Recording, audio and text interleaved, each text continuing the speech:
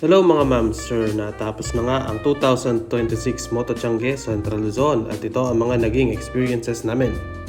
Maraming nakasale na helmets, safety gears, apparel, parts at consumables.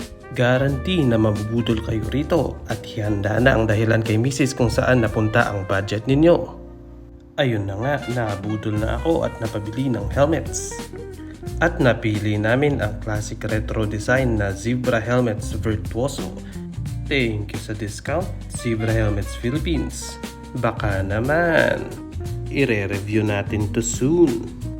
Another budol na naman, nakita ko ang booth ng Petron Sprint Scooter at napabili ng discounted, fully synthetic HTP na langis na may freebies pa. Uy, Petron, baka naman. Meron pang motorcycle stunt show na naganap. Very skilled ang mga riders. Kaso, kawawa ang mga motor sa kanila.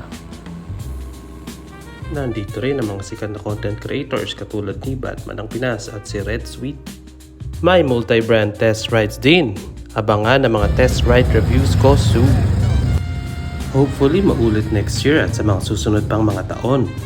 Please follow for more videos. Ciao!